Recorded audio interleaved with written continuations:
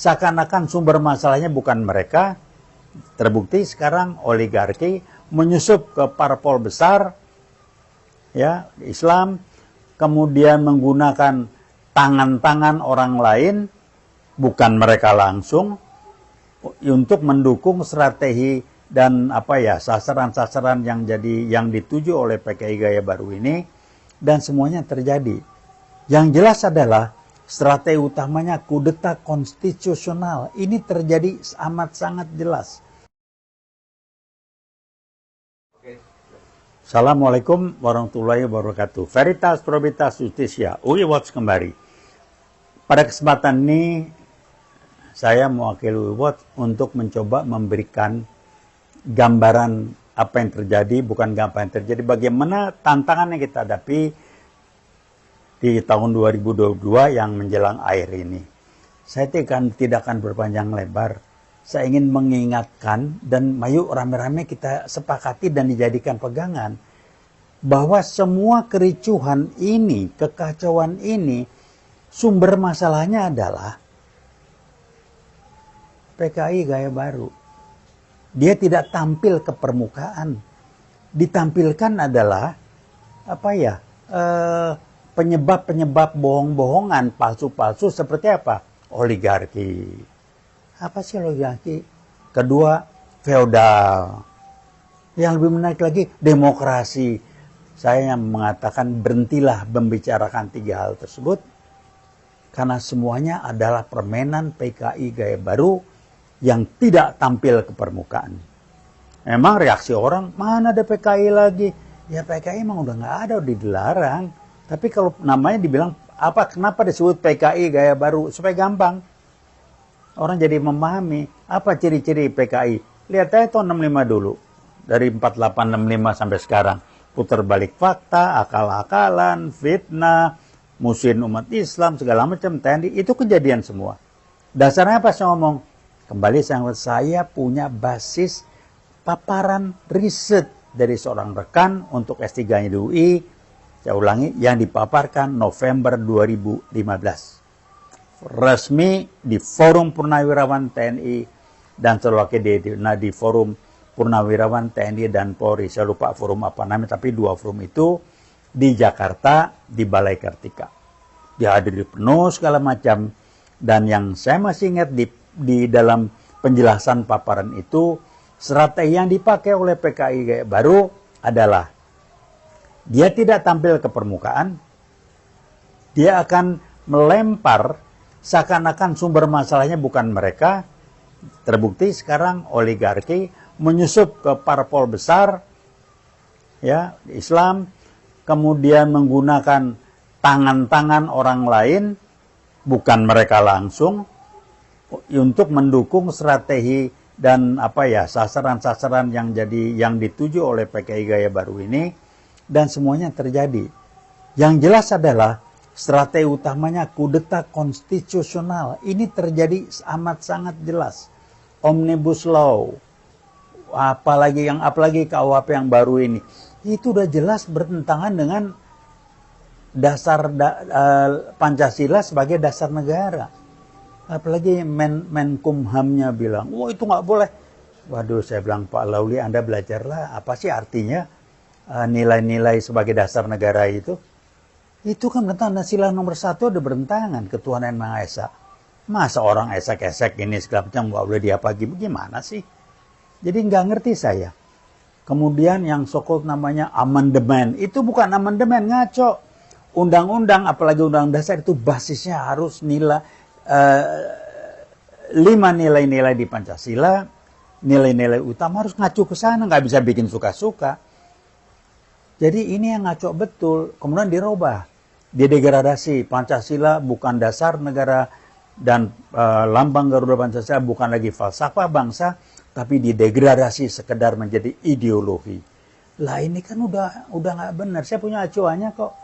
Tulisannya buku ada itu, Bung Karno aja bilang ini bukan ideologi, jangan didegradasi dari ideologi. Jadi Anda bisa lihat bagaimana sistematis perencanaan yang dilakukan secara menyeluruh, terstruktur oleh PKI Gaya Baru untuk bisa mengendalikan NKRI, Republik kita ini, di bawah kendali dengan sistem komunis gaya baru yang langsung berkiblat ke Partai Komunis Cina. Dua strategi besar, satu memasukkan melewati TKA Cina, kira-kira minimal 60% tuh tentara Cina, senjata udah masuk. Masuk kemana? Ke daerah-daerah di Kalimantan segala macam. Sehingga orang makin, oh jangan-jangan sibuk dengan bikin IKN untuk nampung mereka gitu. Video Singkawang udah pakai segala macam, terus mau itu pakai udah bahasa Mandarin. Ini aneh ben ajaib, saya bilang nggak tahu lagi apa jadinya. Kedua, kudeta konsesional. Islam udah mulai dikerjain radikal Arab lah, inilah itu, muncul lagi Islam Nusantara. Ya udah bagian dari mereka. Kenapa kok jadi rame? Memang bangsa ini dipecah belah agar kita sibuk berantem sendiri dan kita melupakan strategi dan upaya dari PKI gaya baru untuk mengendalikan negara kita ini. Jadi kembali saya ingatkan, saya mohon jangan lagi bicara oligarki sebagai sumber masalah. Bukan, PKI gaya baru. Itu yang diangkat ke permukaan supaya kita nggak ngomongin PKI gaya baru. Gerah mereka kalau kita ngomong itu. Kedua, wah ini melawan demokrasi. Jangan ngomong demokrasi lah, Pancasila punya demokrasi sendiri. Melawan ketidakadilan, kezoliman yang terjadi sekarang. Itu gap, waduh ketidakadilan luar biasa. Sampai guyon polisi diacak-acak dengan mafia Sambo segala macam. Sementara polisi yang berjuang mati-matian bersama TNI ngatasi KKB dilupakan orang. Di sini galak-galak benar, yang pakai baju densus buat apa sih begitu? Bangsa ini dipecah. Kami yakin, amat sangat yakin, polisi yang baik, Polri yang baik masih banyak. TNI Angkatan Darat terutama disusupi. Ya saya nggak tahu, sehingga dikenal ada Jenderal Baliho, ada ini, ngapain sih? Kilometer 50, jelas itu pelakunya. Orang-orangnya ada orang-orangnya mafia Sambo, itu jelas-jelas banget. Orang-orang segala macam. Siapa yang memanfaatkan? Itu yang saya katakan, project manager siapa? Tanya tuh Kapolda Metro Jaya. Enggak ada yang berani kutak-atik, ada apa? Karena ada yang memerintahkan yang lebih tinggi lagi. Sehingga Pak Kapolri, Pak Listio Sigit sebagai Kapolri aja agak, saya prihatin betul. Beliau dalam posisi yang amat sulit. Karena dia tahu, kalau Kapolda Metro Jaya digeser, dia nyanyi, kenanya banyak betul. Kapolda Jawa Timur yang dianggap salah satu dari jaringan mafia Sambo, karena tidak terkait dengan jaringan di atas, digeser mudah. Tapi Kapolda Metro Jaya luar biasa. Kilometer 50 jelas, sudah sama, mirip persis duplikasi dari kasus yang kasus Brigadir J ini sama persis. CCTV dirobah, orangnya itu juga, fitnah korban yang sudah dibunuh difitnah, ini segala macam persis sama. Ada tindak lanjut enggak? Yang bisa dilakukan Pak Kapolri maksimal memang itu. Kalau ada novum baru ajukan. Saya sangat memahami, kami memahami kesulitan posisi beliau. Jadi Polri selamat berjuang, bersihkan diri Anda. Ini akhir 2022, bangsa ini tambah nggak jelas. Saya nggak ngomongin utang, nggak ngomong masalah ekonomi, bukan kompetensi saya. Cuman kalau lihat angkanya utang sampai sekian ribu triliun, saya nggak tahu ngembalinya gimana, nggak jelas. Pajak segala macam. Yang mengejutkan lagi, bupati di salah satu daerah berani ngomong keras, kalau begini caranya, gua mendingan daerah gua gabung ke Malaysia. Saya coba pelajari kenapa, rupanya pembagian dropping untuk pendapat daerahnya itu dengan meningkatnya hasil dari daerah tersebut bukan bertambah, malah berkurang. Ngamuklah dia. Tanya Menteri Keuangan tuh. Alasannya nggak masuk akal sehat lah. Ngomongnya sampai keras karena udah jengkel banget. Bahkan bisa dikatakan udah kasar benar. Itu iblis, setan. Ini yang kejadian selama 2022 dan menjelang akhir makin banyak macam-macam. Kemudian fenomena yang lain yang menarik. Nasdem dengan pasang badan berani mengusung Anies Baswedan. Belum jadi capres dong, karena baru satu partai yang ngusung yang belum ini. Ya, Anies keluyuran fenomenanya luar biasa, semua nyambut, ini mengkhawatirkan, menakutkan barangkali.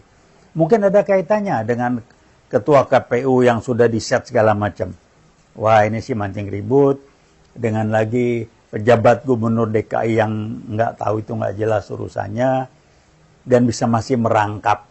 Bagaimana ya, dia merangkap jabatan di istana dan juga jadi pejabat gubernur, nggak bisa dilepasin apa salah satu. Jadi banyak hal memang timbul pertanyaan yang menjelang akhir 2022 ini makin jelas pertanyaan-pertanyaan yang harus dijawab.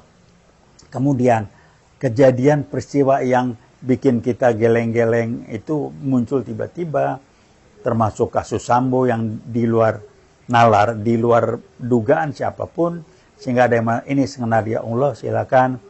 Bencana alam nggak berhenti-berhenti, makin hebat, makin banyak. Sementara situasi perpecahan di masyarakat, keterbelahan makin hebat, luar biasa, sehingga kita sibuk ribut di dalam invasi TKA Cina dengan tentaranya itu, sehingga orang menjadi tidak perhatian lagi, orang sibuk dengan itu memang strategi PKI Gaya Baru. Jadi kembali lagi saya ingatkan, mohon jangan lagi bicara oligarki, jangan lagi berbicara demokrasi, jangan lagi berbicara feodalisme dan sebagainya sebagai sumber masalah atau yang akan terganggu. Yang terjadi adalah PKI Gaya Baru membuat terjadinya ketidakadilan yang luar biasa berkembang saat ini pada bangsa dan negara kita. Masyarakat merasakan perpecahan menjadi-jadi, umat Islam diobok-obok, dan lain sebagainya. Nah itu kembali kami mengingatkan UI World tetap berusaha menyampaikan apa yang kami yakini benar, berbasiskan veritas, probitas, justisia. Harapan kita adalah semoga 2023 nanti situasi lebih baik, tentunya dengan upaya kita. Kalau kita cuma ngangkat tangan dan berdoa, Allah tidak akan merubah nasib seseorang, suatu kelompok, suatu masyarakat, bahkan bangsa sekalipun, kalau dia sendiri tidak ingin memperbaiki nasibnya. Jadi itu yang kami ingatkan lagi. Jadi mari kita mulai berpikir cerdas. Semua komponen bangsa, anak bangsa ini, mari turun, mari ikut bertanggung jawab ngebenahin. Busur-busur RP, udahlah jangan diribut lah. Dia kelompok orang cari makan. Kalau saya suka guyon, kasenilah, cuman seperti itu dia bisa cari makan. Kan kelasnya macam-macam. Ada yang busur yang beken, ada yang busur yang masuknya itu di di WA Group, itu jelas. Ada yang terbuka di WA Group. Jadi divisi ini, kepala itu, ada yang berselubung. Ada dari instansi tertentu, ada yang bilang memata-matai, ngintel, apa segala, silakan aja lah. Tapi satu hal adalah, apa yang Anda lakukan yang nggak benar itu sejarah akan mencatat. Mari kita lihat nanti. Tolong belajar dari masa lalu. Pemerintahan akan berganti cepat atau lambat, suka atau tidak suka, dan setiap orang harus bertanggung jawab terhadap apa yang dilakukan. Urusannya di dunia, kalau urusannya di akhirat nanti, saya nggak mau komentar.